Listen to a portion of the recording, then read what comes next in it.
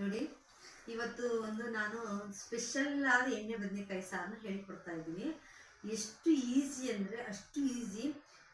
ಅದೇ ಅಂತಕ್ಕೆ ಟೇಸ್ಟ್ ಮಾತ್ರ ತುಂಬ ಚೆನ್ನಾಗಿರುತ್ತೆ. ಇಡ್ಲಿ ದೋಸೆಗಂತೂ ಹೇಳಿ ಮಾಡಿಸಿದ ಜೋಡಿ. ಚಪಾತಿ ಅನ್ನ ಯಾವ್ದು ಬೇಕಾದ್ರೂ ಮಾಡ್ಕೋಬೋದು. ತುಂಬ ಈಸಿಯಾಗಿರುತ್ತೆ. ತುಂಬ ಈಸಿ ಮೆಥಡಲ್ಲಿ ನಿಮಗೆ ಹೇಳ್ತಾ ಇದ್ದೀನಿ, ನೋಡ್ಕೊಳ್ಳಿ. ಫಸ್ಟು ಒಂದು ಮಿಕ್ಸಿ ಜಾರಿಗೆ ಅರ್ಧ ಹೋಳು ತೆಂಗಿನಕಾಯಿ ಹಾಕ್ಕೊಂಡು ಗ್ರೈಂಡ್ ಮಾಡ್ಕೊಳ್ಳಿ. ಫಸ್ಟ್ ಯಾಕಪ್ಪ ತೆಂಗಿನಕಾಯಿ ಗ್ರೈಂಡ್ ಮಾಡ್ತಾಯಿದ್ದೀನಿ, ಬೇರೆ ಮಸಾಲೆ ಪದಾರ್ಥಗಳು ಬೇಗ ನುಣ್ಣಗಾಗ್ತವೆ, ಆದರೆ ತೆಂಗಿನಕಾಯಿ ಮಾತ್ರ ನುಣ್ಣಗಾಗೋದಿಲ್ಲ. ಅದಕ್ಕೆ ಫಸ್ಟು ತೆಂಗಿನಕಾಯಿನ ನುಣ್ಣಗೆ ಮಾಡ್ಕೊಳ್ಳೋಣ. ಕಾಯಿ ತುರಿ ಈ ಹಂತಕ್ಕೆ ಬಂದ ಮೇಲೆ ಇದರಲ್ಲಿ ಹೆಚ್ಚಿರುವಂಥ 2 ಟೊಮೊಟೊ ಹಣ್ಣು,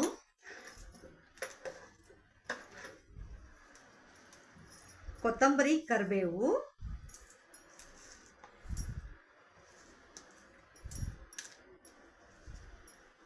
ಶುಂಠಿ, ಬೆಳ್ಳುಳ್ಳಿ. ನೋಡಿ, ಶುಂಠಿ ಬೆಳ್ಳುಳ್ಳಿ ಒಂದು 10 ರಿಂದ 15 ಎಸಳು ಬೆಳ್ಳುಳ್ಳಿ, 1 ಇಂಚು ಶುಂಠಿ ಏನು ಜಾಸ್ತಿ ಬೇಕಾಗಿಲ್ಲ, ಸ್ವಲ್ಪ ಹಾಕಿದ್ರೆ ಸಾಕು. ಮಟನ್ ಸಾರನ್ನೇ ಹೊಡೆದು ಬೀಳ್ಸೋಂಗೆ ಇರುತ್ತೆ ಟೇಸ್ಟ್ ಮಾತ್ರ. ಈರುಳ್ಳಿ ಒಂದು 3 ರಿಂದ 4 ದೊಡ್ಡ ಈರುಳ್ಳಿ, 3 ರಿಂದ 4. ಸಣ್ಣ ಈರುಳ್ಳಿ ಇದ್ರೆ ಇನ್ನೂ ಚೆನ್ನಾಗಿರುತ್ತೆ ಸಾರು ಟೇಸ್ಟು. ಆದರೆ ನಾನು ನಿಮಗೆ ಈಸಿ ಆಗಲಿ ಬೇಗ ಆಗಲಿ ಅಂತ ದೊಡ್ಡ ಈರುಳ್ಳಿಯಲ್ಲಿ ತೋರಿಸ್ತಾ ಇದ್ದೀನಿ. ನಾನು ಮನೇಲಿದ್ದಾಗ ಮಾಡಬೇಕಾದ್ರೆ ಚಿಕ್ಕ ಈರುಳ್ಳಿನಲ್ಲೇ ಮಾಡ್ಕೊತೀನಿ. ಇವಿಷ್ಟು ಪದಾರ್ಥಗಳು ಹಾಕ್ಬಿಟ್ಟು ನೋಡಿ, ಸೋಂಪು ಕಾಳು, ಗಸಗಸೆ, ಲವಂಗ 4 ರಿಂದ 5, ಚಕ್ಕೆ 1 ರಿಂದ 2, ಇವಿಷ್ಟನ್ನು ಹಾಕ್ಬಿಟ್ಟು ಸ್ವಲ್ಪ ನೀರು ಹಾಕಿ ನೈಸಾಗಿ ನುಣ್ಣಗೆ ರುಬ್ಕೋಬೇಕು. ನೋಡಿ, ಮಸಾಲೆ ಪದಾರ್ಥ ಈ ಹಂತಕ್ಕೆ ನುಣ್ಣಗೆ ರುಬ್ಕೊಂಡಿದ್ದೀನಿ. ನೋಡಿ, ಕೈಯಲ್ಲಿ ತೋರಿಸ್ತಾ ಇದ್ದೀನಿ. ತೆಂಗಿನ ತುರಿ ಇದಾಗಿಲ್ಲದೆ ಕ್ಲೀನಾಗಿ ಬ್ಲೆಂಡ್ ಆಗಿದೆ. ಈ ಮಸಾಲೆ ಪದಾರ್ಥನ ಪಕ್ಕಕ್ಕೆ ಇಟ್ಕೊಳ್ಳೋಣ. ಫಸ್ಟು ಒಂದು ಬಾಣಲೆಗೆ ಒಂದು 100 ml ಆಗುವಷ್ಟು ಎಣ್ಣೆ ಕಾಯಕ್ಕೆ ಇಟ್ಕೊಂಡಿದ್ದೀನಿ. ಎಣ್ಣೆ ತುಂಬ ಕಾದು ಬಿಡಬಾರ್ದು. ತುಂಬ ಕಾದು ಬಿಟ್ರೆ ಬದನೆಕಾಯಿ ಬೇಯೋದಿಲ್ಲ, ಬೇಗ ಕಪ್ಪಾಗಿಬಿಡುತ್ತೆ. ಎಣ್ಣೆನ ಸ್ವಲ್ಪ ತುಂಬಾ ಲೋ ಫ್ಲೇಮಲ್ಲಿ ಇಟ್ಕೊಂಡು ಸ್ವಲ್ಪ ಫಸ್ಟು ಸಾಸಿವೆ ಸಿಡಿಯೋಕೆ ಹಾಕ್ತಾಯಿದ್ದೀನಿ. ನೋಡಿ, ಸಾಸಿವೆ ಸಿಡಿತಾ ಇದೆ, ಎಣ್ಣೆ ಕಾದಿದೆ ಅಂತ ಅರ್ಥ.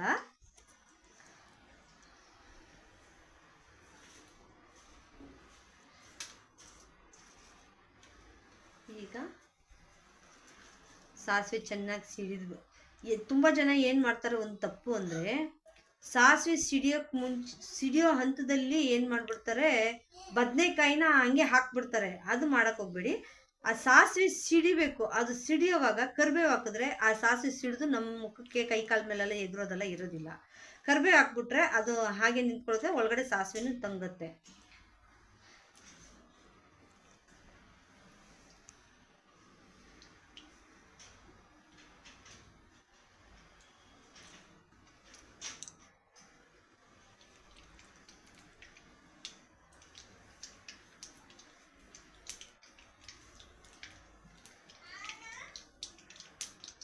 ನೋಡಿ, ಸಾಸಿವೆ ಸಿಡಿತಾ ಇದೆ. ಈಗ ಕರಿಬೇವು ಹಾಕ್ತಾ ಇದ್ದೀನಿ. ಈಗ ಕರಿಬೇವು ಹಾಕ್ಬಿಟ್ಟು ಎಣ್ಣೆನ ಸ್ಲೋ ಫ್ಲೇಮಲ್ಲಿ ಇಟ್ಕೊಂಡು ನೋಡಿ, ಬದನೆಕಾಯಿನ ಈ ಥರ 4 ಹೋಳು ಮಾಡಿ ಇಟ್ಕೊಂಡಿದ್ದೀನಿ. ಎಲ್ಲ ಕಟ್ ಮಾಡಿ ಇಟ್ಕೊಂಡಿದ್ದೀನಿ. ಕಟ್ ಮಾಡಿ ನೀರಲ್ಲಿ ಹಾಕಿ ಮಡಗಿದ್ದೆ.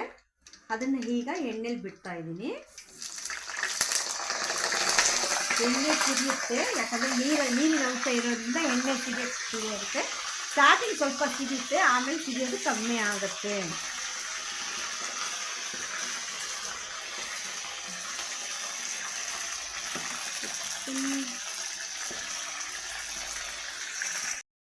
ನೋಡಿ, ಬದನೆಕಾಯಿ ಎಣ್ಣೆಲಿ ಚೆನ್ನಾಗಿ ಈ ಥರ ಬೆಂದಿದೆ. ಈ ಥರ ಬೆಂದು ಬರುವಾಗ 3/4 ಭಾಗ ಬೆಂದಿದೆ, ಇನ್ನೊಂದು 1/4 ಭಾಗ ಬೇಯಬೇಕು. ಈ ಟೈಮಲ್ಲಿ ಕರೆಕ್ಟಾಗಿ ನಾವು ರುಬ್ಬಿಟ್ಕೊಂಡಿರೋವಂಥ ಮಸಾಲೆನ ಇದಕ್ಕೆ ಹಾಕಬೇಕು.